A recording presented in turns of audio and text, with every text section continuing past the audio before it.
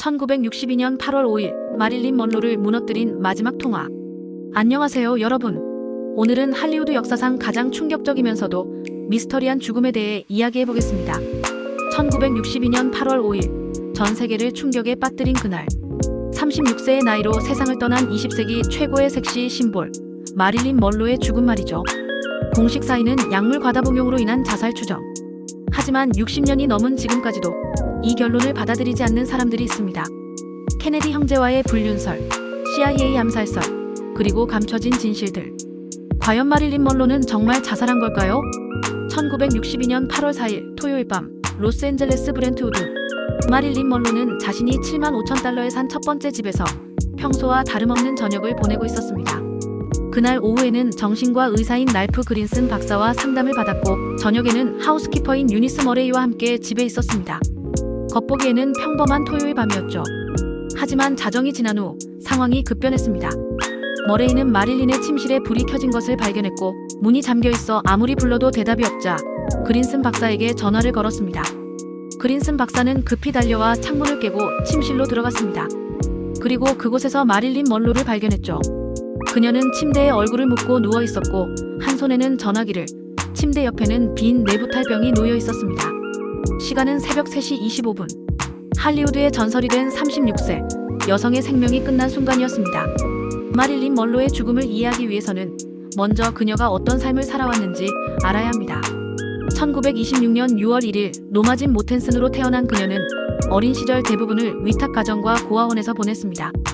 불안정한 유년기를 보낸 그녀는 16세의 제임스 도어티와 결혼했지만 곧 모델과 배우의 꿈을 쫓아 할리우드로 향했습니다. 그리고 마릴린 먼로라는 이름으로 다시 태어났죠. 1950년대에 들어서면서 그녀는 진정한 스타가 되었습니다. 신사는 금발을 좋아해, 뜨거운 것이 좋아, 아스팔트 정글 등의 작품으로 세계적인 인기를 얻었고, 그녀의 영화들은 1962년 사망 당시까지 총 2억 달러의 수익을 올렸습니다. 하지만 화려한 외면 뒤에는 깊은 상처와 고통이 숨어 있었습니다. 3번의 결혼과 이혼, 유산의 아픔, 그리고 무엇보다 정신적 불안정과 약물 의존이 그녀를 괴롭혔죠. 1962년 8월, 표면적으로 마릴린 먼로의 삶은 새로운 전환점을 맞고 있는 것처럼 보였습니다. 그녀는 브렌트우드에 첫 번째 집을 샀고, 라이프 매거진 표지를 장식했으며 Something's Got to Give 영화에 재기용되었습니다. 하지만 실상은 달랐습니다. 세 번째 남편인 극작가 밀러와의 이혼 후 그녀는 깊은 우울에 빠져 있었고, 1961년부터는 정신과 의사의 지속적인 치료를 받고 있었습니다. 더욱 심각한 건 약물 의존이었습니다. 잠들기 위한 수면제, 깨어나기 위한 각성제, 우울감을 달래기 위한 진정제. 그녀의 일상은 각종 약물로 버텨지고 있었죠. 영화 촬영 현장에서도 문제가 계속 발생했습니다. 대사를 기억하지 못하고 촬영에 늦거나 아예 나타나지 않는 일이 빈번했습니다. 20세기 폭스는 결국 그녀를 Something's Got to Give에서 해고시켰고, 손해배상까지 요구했습니다. 생애 마지막 몇 달 동안 그녀는 브렌트우드 집에서 거의 은둔자처럼 지내며 절망적인 상태였다고 전해집니다. 공식 발표에 따르면 마릴린 먼로는 바비투레이트 과다 복용으로 사망했습니다. 하지만 처음부터 이상한 점들이 많았죠. 첫 번째 의문점은 시간입니다. 하우스키퍼 머레이의 진술에 따르면 그녀는 자정쯤 불이 켜진 것을 발견했다고 했는데, 나중에 증언을 번복해 새벽 3시라고 바꿨습니다.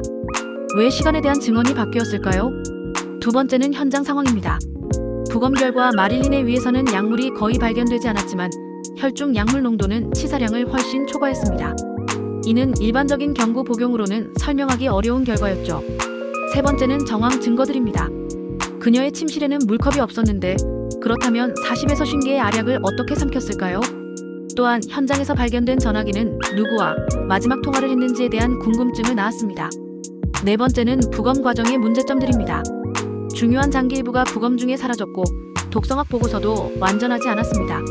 마치 누군가 증거를 없애려 한 것처럼 보였죠. 마릴린 먼로의 죽음을 둘러싼 가장 큰 의혹은 케네디 형제와의 관계입니다. 1962년 5월 19일 메디슨 스퀘어 가든에서 존 F 케네디 대통령의 생일 파티에서 그녀가 부른 해피 버스데이 미스터 프레지던트는 전 세계의 화제가 되었죠. 하지만 이 공연 이후 케네디 형제와의 관계에 대한 소문이 돌기 시작했습니다. 존 F 케네디 대통령과의 불륜설에 이어 법무장관이던 로버트 케네디와의 관계설도 제기되었습니다. 특히 주목할 만한 건 마릴린이 죽기 직전의 상황입니다.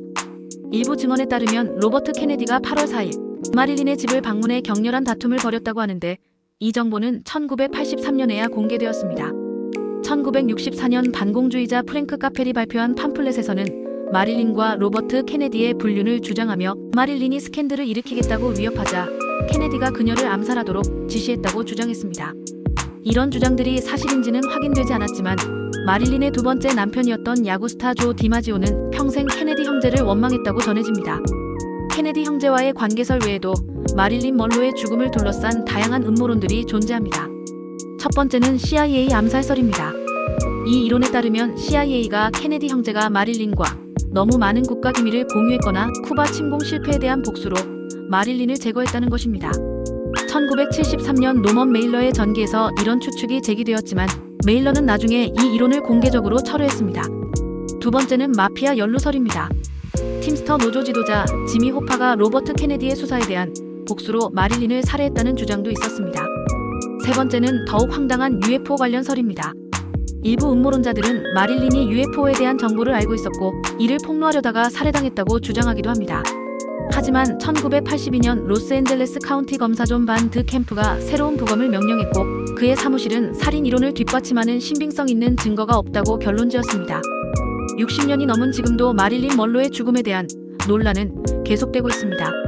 최근에도 당시 부검을 담당했던 검시관이 새로운 주장을 제기하며 화제가 되었습니다. 2022년 넷플릭스 다큐멘터리 마릴린 먼로의 미스터리 들리지 않은 테이프들에서는 새로운 시간대가 제시되었고 여전히 많은 의문점들이 해결되지 않은 채로 남아있습니다. 그녀는 단순한 배우가 아니라 1960년대 미국 사회의 모순과 어두운 면을 보여주는 상징이었죠. 권력자들의 은밀한 관계, 할리우드의 타락, 여성에 대한 착취 등 모든 것이 그녀의 죽음에 투영되었습니다. 그렇다면 진실은 무엇일까요?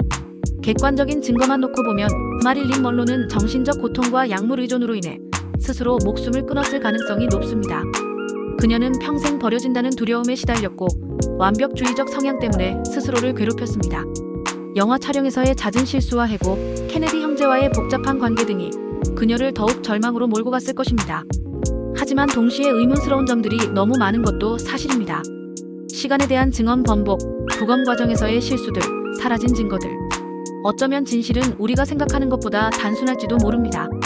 할리우드라는 거대한 기계에 짓눌린 한 여성의 비극적 죽음, 그리고 그 죽음을 둘러싼 권력자들의 은폐 시도들. 음모나 암살이 아니더라도 충분히 의혹을 불러일으킬 만한 상황들이죠. 1962년 8월 5일 마릴린 먼로의 죽음은 단순한 연예계 소식을 넘어 미국 사회 전체에 충격을 주었습니다. 그리고 60년이 넘은 지금까지도 그 진실은 베일에 쌓여 있습니다. 하지만 확실한 건 마릴린 먼로라는 한 여성이 36세의 젊은 나이에 안타깝게 세상을 떠났다는 것이고 그 죽음 뒤에는 1960년대 미국 사회의 어두운 단면들이 숨어 있다는 것입니다. 진실이 무엇이든 마릴린 먼로는 여전히 많은 사람들의 기억 속에 영원한 아이콘으로 남아 있습니다. 그녀의 죽음이 우리에게 던지는 질문은 단순히 누가 죽였나가 아니라 우리 사회가 한 인간을 어떻게 파멸로 이끌었나 일지도 모릅니다. 여러분은 어떻게 생각하시나요? 댓글로 의견을 들려주세요. 구독과 좋아요, 알림 설정도 잊지 마시고 다음 영상에서 또 만나 뵙겠습니다.